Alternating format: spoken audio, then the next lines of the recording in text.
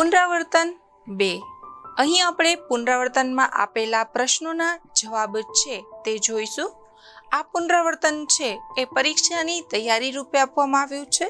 કેવી રીતે બધા પાઠ જે આપણે અભ્યાસ કરી ચૂક્યા છે તેમાંથી કેવી રીતે અલગ અલગ પ્રશ્નો, અલગ અલગ પ્રવૃત્તિઓ આપવામાં આવી શકે છે અને આપણે તેના જવાબ કેવી રીતે આપવા જોઈએ. તો ચાલો અહીંયા પ્રથમ પ્રશ્ન આપેલો છે. નીચેના વાક્યોનું શુદ્ધ ઉચ્ચારણ સાથે પઠન કરો. અહીં જે વાક્યો આપ્યા છે એનું આપણે માત્ર શુદ્ધ ઉચ્ચારણ સાથે પઠન કરવાનું છે, એટલે કે વાંચવાના છે. આનાથી સંસ્કૃત ભાષામાં શબ્દોનું ઉચ્ચારણ કેવી રીતે થાય છે તે આપણે શીખવાનું છે. મમ ભારતમ કર્મનૈશ્ચિકમ અસ્તિ, શ્રોતસ્ય ભૂષણમ શાસ્ત્રમ અસ્તિ, સુખાર્થિનઃ વિદ્યા નાસ્તિ, વૈશાલી પ્રાર્થના ખંડે સુશોભનમ કરોતિ, ઉદ્યમ સમઃ બંધુ નાસ્તિ. આ જે વાક્યો આપેલા છે એ બધા જ વાક્યોમાં અનુસ્વાર, જોડાક્ષર, હલંત વ્યંજનો, વિસર્ગ વગેરેનું શુદ્ધ ઉચ્ચારણ થાય એ ખાસ જરૂરી છે. પ્રશ્ન 2. નીચેના શબ્દો સંસ્કૃતમાં લખો. અહીં આપણે અમુક ગુજરાતી શબ્દો આપેલા છે, તેનું આપણે સંસ્કૃત શું થાય એ લખવાનું છે. થાવો તો એનું થશે ભવતુ, કોયલ તો કોકિલઃ અથવા પીકઃ. બંને સમાનાર્થી શબ્દ છે, બંનેમાંથી તમે કોઈ પણ લખી શકો છો. આવી રીતે પરીક્ષા દરમિયાન પણ અમુક ગુજરાતી શબ્દો આપવામાં આવે છે જે તમે જે પાઠ અભ્યાસ કરી ચૂક્યા હો છો તેમાંથી જ પૂછેલા હોય છે. આ સમયે તમારે તેનું સંસ્કૃત શું થાય છે એ ખાસ ધ્યાન આપવાનું છે અને એ શબ્દો તમારે લખવાના છે. સંસ્કૃત ભાષા લખતી વખતે જે શબ્દોની ઉપર શિરોરેખા આવે છે, એટલે કે ઉપરની લીટી, તે વ્યવસ્થિત થવી જોઈએ. જો વિસર્ગ આવતા હોય તો એ સ્પષ્ટ રીતે થોડા શબ્દોથી દૂર અને ખૂબ દૂર પણ નહીં એ રીતે લખવા જોઈએ. કાન તો કાનને સંસ્કૃતમાં કહેવાશે કર્ણઃ, બીજું કહેવાશે શ્રોતમ, કર્ણઃ અને શ્રોતમ. ત્યાર પછી છે બગીચો. બગીચો એને સંસ્કૃતમાં કહેવાશે ઉદ્યાનમ. મહેનત એને કહેવાશે સંસ્કૃતમાં ઉદ્યમઃ અથવા શ્રમ. આ બંને શબ્દો જે આપેલા છે એ સમાનાર્થી છે, તમે કોઈ પણ એકને ઉપયોગમાં લઈ શકો છો. ઉદ્યમઃ પણ લખી શકો અને શ્રમઃ પણ લખી શકો છો. ત્યાર પછીનો શબ્દ છે મોટેથી. તો એના માટે સંસ્કૃત શબ્દ થશે ઉચ્ચૈઃ. ચ ઉપર 2 માત્રા આવશે અને પછી વિસર્ગ. તો આ રીતે તમારી નોંધપોથીમાં પણ તમારે આ જવાબ લખવાના છે જે ગુજરાતી શબ્દો માટે સંસ્કૃત શબ્દ આપેલા છે. અહીં ત્રીજો પ્રશ્ન આપેલો છે માધવઃ કુત્ર ગચ્છતિ. માધવ કોઈ એક છોકરાનું નામ છે. કુત્ર એટલે કે ક્યાં, ગચ્છતિ એટલે કે જાય છે. એ પ્રશ્નોનો ઉત્તર નીચે આપેલા શબ્દમાંથી લખો. અહીં જુઓ, આપણે છે એ વચ્ચે માધવ આપેલું છે અને એની બાજુ જે જોયો છે તો ઉદ્યાનમ, મંદિરમ, પાઠશાલામ, વિત્તકોશમ, ક્રીડાંગણમ અને મિત્રગૃહમ. એવી રીતે અલગ અલગ શબ્દો ફરતે આપેલા છે માધવની. આ તમે પાઠ્યપુસ્તકમાં પણ આ જ રીતે જોઈ શકો છો. હવે માધવ ક્યાં જાય છે એ પ્રશ્નના આપણે અલગ અલગ જવાબ આપવાના છે. કોઈ પણ એક વ્યક્તિ છે તો દિવસ દરમિયાન ઘણા બધી જગ્યાએ જઈ શકતો હોય છે. સવારે આપણે શાળાએ જતા હોઈએ, મંદિરે જતા હોઈએ, ત્યાર પછી આપણા મિત્રના ઘરે જતા હોઈએ છીએ, વિત્તકોશ એટલે કે બેંકે જતા હોઈએ છીએ, રમત ગમતના મેદાનમાં જતા હોઈએ છીએ. તો કહેવાનો અર્થ એમ છે કે દિવસ દરમિયાન માધવ છે એ ક્યાં જાય છે એ પ્રશ્નનો જવાબ આપણે આ કોષ્ટકમાંથી આપવાનો છે. તો ચાલો એના જવાબ જોઈએ. માધવઃ ઉદ્યાનમ ગચ્છતિ એ આપણે ઉદાહરણ તરીકે આપેલું છે કે તમે આ રીતે બનાવી શકો છો. માધવઃ ઉદ્યાનમ ગચ્છતિ. હવે ત્યાર પછીના જે વાક્યો છે એ આપણે બનાવવાના છે. કોના આધારે બનાવવાના છે? તો આગલું જે કોષ્ટક આપેલું હતું તેના આધારે સૌપ્રથમ આપણે બધામાં માધવ જ લખીશું, પછી કર્મ આવશે મંદિરમ અને છેલ્લે ક્રિયાપદ આવશે ગચ્છતિ. માધવ મંદિરમ ગચ્છતિ એટલે કે માધવ મંદિરે જાય છે. માધવ પાઠશાલામ ગચ્છતિ એટલે કે માધવ પાઠશાળાએ પોતાની શાળાએ. ગચ્છતિ એટલે કે જાય છે, જે વર્તમાન કાળનું ક્રિયાપદ છે. ગચ્છતિ એટલે કે જાય છે. ત્યાર પછી છે માધવ વિત્તકોશમ ગચ્છતિ.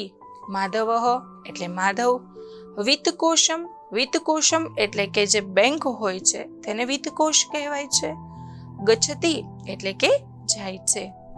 માધવ ક્રીડાંગણમ ગચ્છતિ.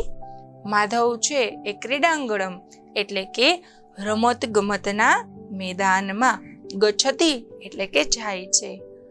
માધવ મિત્ર ગૃહમ ગચ્છતિ. માધવ પોતાના મિત્રના ઘરે જાય છે. મિત્ર ગૃહમ એટલે કે મિત્રના ઘરે.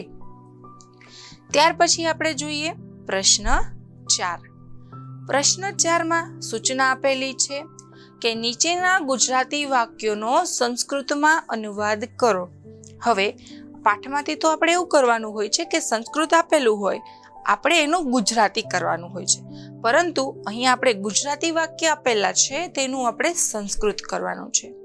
હવે જ્યારે ગુજરાતી વાક્યોનું સંસ્કૃત કરવાનું હોય ત્યારે આપણે દરેક ગુજરાતી શબ્દના જે સંસ્કૃત અર્થ છે અથવા સંસ્કૃત જે શબ્દ છે તે આવડવા જરૂરી છે. પછી આપણે એને સંસ્કૃતમાં કેવી રીતે લખવા જોઈએ, તો ચાલો એનો આપણે અભ્યાસ કરીએ. હાથનું ઘરેણું દાન છે. મિત્રો, ખાસ બાબત તો એ છે કે અહીંયા જે ગુજરાતી વાક્યો આપ્યા છે ને એ બધા જ તમારા અભ્યાસક્રમમાંથી છે. હા, એના ઉપરથી અન્ય વાક્યો આપણે બનાવી શકીએ જે એના જેવા જ હોય, તો એ આપણા પાઠ્યપુસ્તકના જે પાઠ છે એની બહારથી હોઈ શકે, પરંતુ વધારે પડતા જે છે એ પાઠ્યપુસ્તકમાં જે આપણે પાઠ ભણી ચૂક્યા છીએ તેમાંથી જ પૂછેલા છે. તો આપણે જે ભણી ચૂક્યા છે એને થોડુંક યાદ કરીએ અને કેવી રીતે એનો ઉપયોગ કરવો તે જોઈએ. હાથનું ઘરેણું દાન છે, તો હાથનું અહીંયા ષષ્ઠી વિભક્તિનો પ્રત્યય નું લાગેલું છે ને હાથ તો હસ્ત. હવે હસ્તસ્ય છઠ્ઠી વિભક્તિનો સંસ્કૃતમાં પ્રત્યય છે સ્ય. જ્યારે નું ની નું ના આવે ને ગુજરાતીમાં, ત્યારે તમારે કોઈ પણ શબ્દ જે હોય એની પાછળ શ્ય લગાડી દેવાનો હોય છે. હાથનું ઘરેણું દાન છે.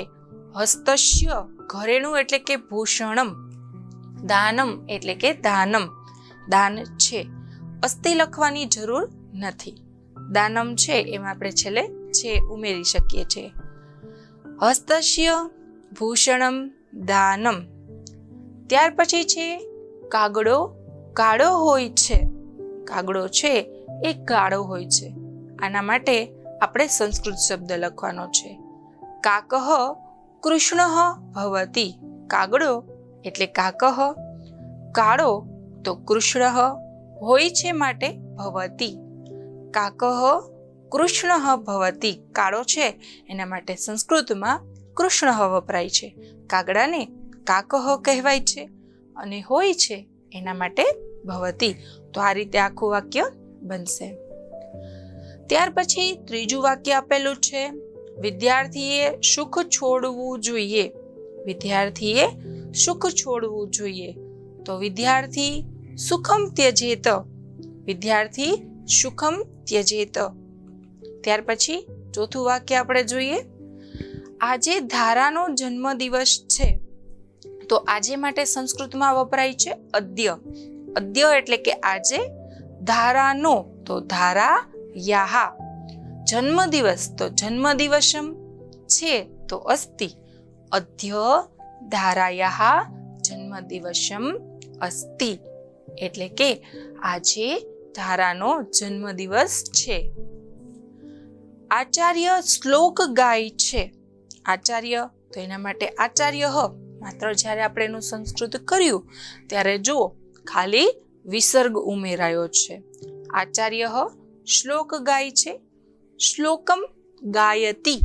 ગાયતિ એટલે કે ગાય છે. આચાર્ય શ્લોક ગાય છે. તો મિત્રો આટલા જે વાક્યો છે ગુજરાતીનું સંસ્કૃત એ તમારે લખી લેવા જોઈએ. ત્યાર પછી પ્રશ્ન 5. આ પ્રશ્ન 5માં જણાવવામાં આવ્યું છે કે ઉદાહરણમાં બતાવ્યા મુજબ પદો બનાવો, બોલો અને લખો. મિત્રો કોઈ પણ ભાષા કે કોઈ પણ વિષયનો અભ્યાસ કરવા માટે સૌપ્રથમ એ સાંભળવું, ત્યાર પછી બોલવું, લખવું આ ખૂબ જરૂરી છે. કારણ કે આપણે સાંભળીશું તો બોલતા આવડશે, બોલતા આવડશે તો લખતા આવડશે, અથવા લખતા આવડતું હશે તો આપણે બોલતા આવડશે. એટલે કે પઠન, વાંચન અને શ્રવણ એ શીખવા માટે અનિવાર્ય છે. એટલા માટે જ અહીં આપણે કહ્યું છે કે એ પદો આપણે બનાવવાના છે, સાથે બોલવાના પણ છે અને લખવાના પણ છે, જેથી આપણે સંસ્કૃત ભાષાનું દ્રઢીકરણ કરી શકીએ. હસ્તઃ છે તો એની પાછળ મેં કહ્યું એમ કે એક વચનમાં હોય તો આપણે શ્ય પ્રત્યય લગાડી દઈએ. તો હાથ નું, હસ્તઃ તો હસ્ત શ્ય. શ્ય છે એ ષષ્ઠી વિભક્તિનો પ્રત્યય છે સંસ્કૃત ભાષામાં. જ્યારે આપણે કહેવું હોય આ રાધાનું ઘર છે, આ શ્યામનું ઘર છે, બરાબર, તો નું, ની, નું, નામ જે કોઈ પણ ગુજરાતીના પ્રત્યયો છે એને તમારે સંસ્કૃતમાં કહેવા હોય તો શ્ય લાગે છે.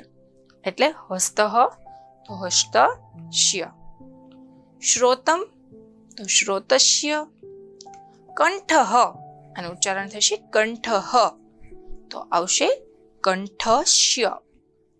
મસ્તકમ તો મસ્તકસ્ય, મસ્તકમ તો મસ્તકસ્ય. મંદિરમ તો મંદિરસ્ય, મંદિરમ તો મંદિરસ્ય. મયુરઃ તો મયુરસ્ય. આમાં શ્ય પ્રત્યય લગાડી દેવાથી નું, ની, નું ના અર્થ થાય છે. વિદ્યાલયઃ તો વિદ્યાલયસ્ય. આ બધામાં તમે જોઈ શકો છો ઉદાહરણમાં જે વિભક્તિનો પ્રત્યય લાગ્યો હોય ને એ જ આપણે બધામાં આગળ લગાવવાનો હોય. જેમ કે શ્રોતમ છે તો એમાં શ્રોતમસ્ય ન લખાય, મ છે એ નીકળી જશે, શ્રોતસ્ય. કંઠઃ છે તો એમાંથી વિસર્ગ નીકળી જશે, કંઠસ્ય. મસ્તકમ તો એમાંથી પણ મ છે એ નીકળી જશે અને આવશે મસ્તકસ્ય. મંદિરમ છે તો મંદિરમસ્ય નહીં આવે, મંદિરસ્ય. મયુરઃ તો મયુરસ્ય. વિદ્યાલય તો વિદ્યાલયસ્ય. આ રીતે જેમ ઉદાહરણમાં આપ્યું છે એમ તમારે શ્ય પ્રત્યય લગાડી અને આ પદો બનાવવાના છે, સાથે સાથે બોલવાના છે, એનો અર્થ સમજી અને પછી લખવાના પણ છે. પ્રશ્ન 6. નીચે આપેલા વાક્યો સામે પાઠના આધારે આપેલા ખાનામાં રાઈટ અથવા રોંગની નિશાની કરો. હવે મિત્રો આપણે અહીં અમુક વાક્યો આપેલા છે. એ વાક્યો આપણે આપણી દ્રષ્ટિએ અથવા સામાન્ય દ્રષ્ટિએ સાચા કે ખોટા એવું નથી લખવાનું, પરંતુ પાઠની દ્રષ્ટિએ, પાઠના આધારે આપણે જે પાઠ ભણી ચૂક્યા છીએ એ પાઠના આધારે જ એ સાચા છે કે ખોટા છે એવો જવાબ આપવાનો છે. ઘણી વખત આપણે કોઈ વાક્ય સાચું લાગતું હોય પરંતુ એ પાઠના આધારે ખોટું હોય, અથવા આપણે કોઈ વાક્ય ખોટું લાગતું હોય પરંતુ પાઠના આધારે તો એ સાચું હોય. એટલે ખાસ તો આપણે જે કોઈ પણ પાઠ ભણી ગયા છીએ તેના આધારે વિચારી અને પછી સાચા અથવા ખોટાની નિશાની કરવાની છે, જેને ખરા ખોટા કહેવાય છે. જ્યારે પણ આ પ્રકારના ખરા ખોટા પૂછાય છે ત્યારે તમારે ખાસ એમાં એ જોવાનું છે કે એમાં સાચું વાક્ય છે કે ખોટું, પરંતુ એ કહેવા માટે તમારે એનું પહેલા ગુજરાતી કરવું જોઈએ. સંસ્કૃત વાક્ય આપણે સમજવા માટે એનું ગુજરાતી કરી દેવાનું અને પછી વિચારવાનું કે પાઠને અનુરૂપ આ સાચું છે કે ખોટું છે. જુઓ, પ્રથમ વાક્ય આપેલું છે ભારતમ શક્તિ સંભૃતમ ભવતુ. ભારતમ એટલે કે ભારત, શક્તિ સંભૃતમ ભવતુ શક્તિથી ભરપૂર, ભવતુ એટલે કે થાવો. હવે આપણે આનું ગુજરાતી કર્યું કે ભારત છે એ શક્તિથી ભરપૂર થાવો. તો આપણે ભવતુ ભારતમમાં જોયું કે હા એ સાચું છે.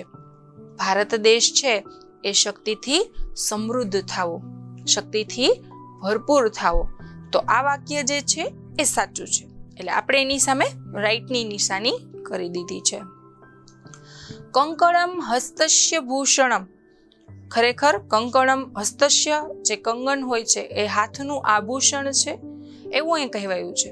જુઓ, આપણે આ પાઠને આધારે ન જોઈએ તો આપણે સાચું લાગે કે હા ભાઈ, જે પાટલા હોય છે, કંકણ હોય છે, કંગન હોય છે, આ હાથનું આભૂષણ છે.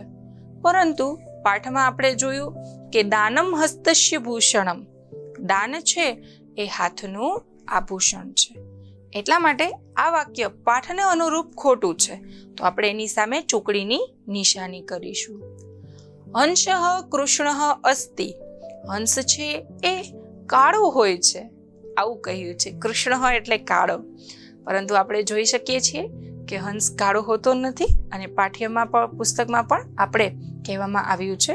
તો હંસઃ કૃષ્ણ અસ્તિ એ વાક્ય ખોટું છે, તો એની સામે આપણે ચોકડીની નિશાની કરીશું. અદ્ય વીણાયાઃ જન્મદિવસમ અસ્તિ, આજે વીણાનો જન્મદિવસ છે. પાઠ્યપુસ્તકમાં તો આપણે જોયું કે ધારાના જન્મદિવસની વાત કરવામાં આવી છે, વીણાનો જન્મદિવસ એમાં ઉજવવામાં આવ્યો નથી. એટલા માટે આ વાક્ય પણ ખોટું છે, જેની સામે આપણે ખોટાની નિશાની કરીશું. ત્યાર પછી પાંચમું વાક્ય આપ્યું છે વિદ્યા વિનયેન શોભતે, વિદ્યા છે એ વિનય વિનમ્રતા દ્વારા શોભે છે. હા, તો આ વાક્ય સાચું છે, કારણ કે વિદ્યા છે, આપણું જ્ઞાન છે, એ જો વિનય હોય તો જ શોભે છે. વૃક્ષાઃ દુર્જનાઃ ઇવ, વૃક્ષાઃ એટલે કે વૃક્ષો, દુર્જના એટલે કે દુર્જનો, ઇવ એટલે કે જેવા, ઇવનો અર્થ થશે જેવા. વૃક્ષો છે એ દુર્જનો જેવા હોય છે, તો આ વાક્ય ખોટું છે, કારણ કે વૃક્ષો અને સજ્જનોની સરખામણી કરવામાં આવે છે.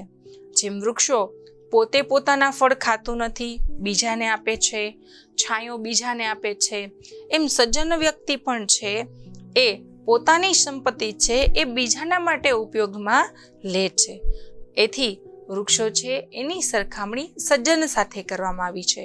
તો અહીંયા વૃક્ષો એ દુર્જન જેવા હોય છે એ વાક્ય ખરેખર ખોટું છે, એટલે એની સામે આપણે ચોકડીની નિશાની કરીશું. ત્યાર પછી પ્રશ્ન 7, જેમાં સૂચના આપેલી છે માતૃદેવો ભવ, એ સૂક્તિ સમાન બીજી સૂક્તિઓ પણ લખો. આપણે અભ્યાસ કરી ગયા સૂક્તિઓમાં કે માતૃદેવો ભવ, માતાને તું દેવ ગણજે, જે જગત જનની છે, પાલન કરતા છે, એવી દયાની મૂર્તિ માતાને તું દેવ માનજે. તો હવે એના ઉપરથી આપણે અન્ય પંક્તિઓ પણ બનાવવાની જ છે. માતૃદેવો ભવ છે એની જગ્યાએ આપણે શબ્દ છે એ બદલી નાખીશું, જેમ કે અતિથિ દેવો ભવ, પિતૃદેવો ભવ વગેરે. આપણે એના જેવા જ જે વાક્યો હોય એ બનાવવાના જ છે. અહીં માતાનું મહત્વ દર્શાવવામાં આવ્યું છે, અને હવે પછીના જે આપણે વાક્ય બનાવીશું, સૂક્તિઓ બનાવીશું, તેમાં આપણી ભારતીય સંસ્કૃતિની પણ ઝલક દેખાશે. આપણી ભારતની સંસ્કૃતિ છે આદર સત્કાર, માન સન્માન, લોકોને હંમેશા પ્રેમપૂર્વક બોલાવવા, હંમેશા માનપૂર્વક તેની સાથે વાત કરવી, અને બધાને છે એ આપણે વિનમ્રતાપૂર્વક બોલાવવા જોઈએ. પ્રથમ પંક્તિ આપેલી છે પિતૃદેવઃ ભવ. પિતૃદેવઃ એટલે કે પિતાને, દેવ એટલે કે દેવ, ભવઃ માનજે, તું પિતાને દેવ માનજે.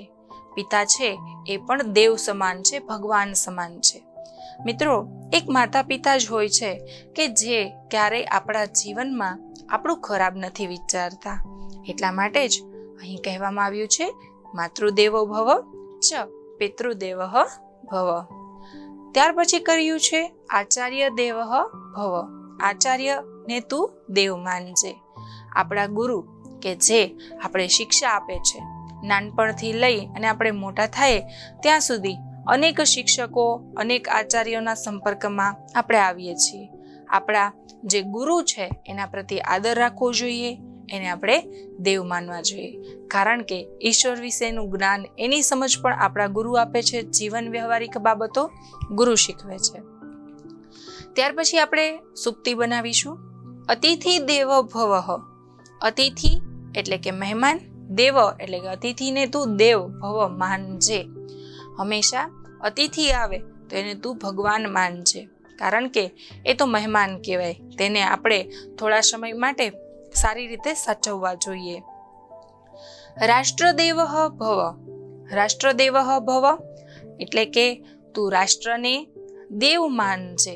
જે આપણું રાષ્ટ્ર છે, જ્યાં આપણે રહીએ છીએ, તેના પ્રત્યે આપણે માન હોવું જોઈએ, તેને આપણે દેવ માનવા જોઈએ. વૃક્ષ દેવ ભવ. વૃક્ષને તું દેવ માનજે, કારણ કે વૃક્ષો છે એ સત્પુરુષો જેવા હોય છે, હંમેશા પરોપકાર માટે જ જીવે છે, ક્યારેય પોતાના માટે જીવતા નથી, તડકામાં ઊભા રહી લોકોને છાંયો આપે છે. તો આ રીતે પિતૃદેવ ભવઃ, આચાર્ય દેવ ભવઃ, અતિથિ દેવ ભવઃ, રાષ્ટ્રદેવ ભવ અને વૃક્ષદેવ ભવ એ આપણે માતૃદેવ ભવની જેમ અન્ય સૂક્તિઓ છે એ બનાવી છે, આ આપણે નોંધી લેવી જોઈએ. ત્યાર પછી પ્રશ્ન 8. કહ કુતઃ આગચ્છતિ. કહ એટલે કે કોણ, કુતઃ એટલે કે ક્યાંથી, આગચ્છતિ આવે છે. એના આધારે આપણે વાક્યો બનાવવાનો છે કે કોણ ક્યાંથી આવે છે. કહ અને કુતઃનો ઉપયોગ આપણે અહીં શીખી શકીએ છીએ. જ્યારે પરીક્ષા દરમિયાન આપણે પ્રશ્નો પૂછવામાં આવે ત્યારે જે પ્રશ્ન સૂચક શબ્દ હોય એના આપણે અર્થ ખબર હોવી જોઈએ, એનો ઉપયોગ ખબર હોવી જોઈએ, તો આપણે એનો યોગ્ય રીતે જવાબ આપી શકીએ છીએ.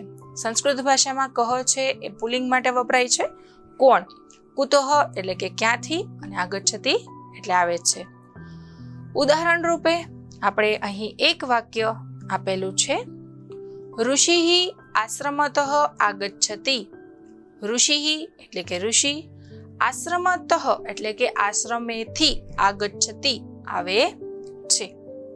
ઋષિઃ એટલે કે ઋષિ, આશ્રમતઃ જ્યારે પણ ક્યાંયથી કોઈ આવતું હોય ને ત્યારે એ સ્થાનની પાછળ તહ લગાડી દેવામાં આવે છે.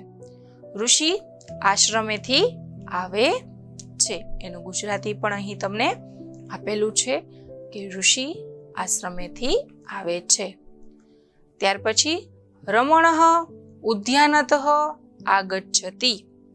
રમણઃ એટલે કે રમણ, ઉદ્યામનતઃ એટલે કે બગીચામાંથી, આગચ્છતિ આવે છે.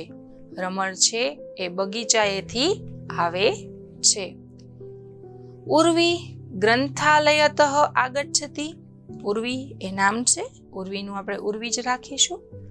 ગ્રંથાલયતઃ પુસ્તકાલયથી, ગ્રંથાલય કે જ્યાં ગ્રંથોનો સમૂહ રાખવામાં આવે છે. આલય એટલે એને સાચવવાનું જે મકાન છે એને કહેવાશે પુસ્તકાલયથી. આગચ્છતિ એટલે કે આવે છે. ત્યાર પછી છે છાત્ર વિદ્યાલયતઃ આગચ્છતિ. છાત્ર એટલે વિદ્યાર્થી, વિદ્યાલયતઃ એટલે કે નિશાળેથી, આગચ્છતિ એટલે કે આવે છે. વિદ્યાર્થી નિશાળેથી આવે છે. પૂજક મંદિરતઃ આગચ્છતિ. પૂજક એટલે કે પૂજારી, જે મંદિરમાં પૂજા કરતા હોય છે. મંદિરતઃ એટલે કે મંદિરેથી, આગચ્છતિ આવે છે. તો મિત્રો, ક્યાંથી કોણ કેવી રીતે આવે છે તેના માટે તમે પોતાની જાતે પણ વાક્યો બનાવી શકો છો. સૌપ્રથમ છે ક્રિયાના કર્તાનું નામ લખવાનું, પછી જ્યાંથી આવતા હોય એ સ્થાનનું નામ, પાછળ તહ પ્રત્યય જોડી દેવાનું અને આગચ્છતિ એ ક્રિયાપદ લખી દેવાનું છે. આ રીતે આપણે આ વાક્યો બનાવી શકીએ છીએ.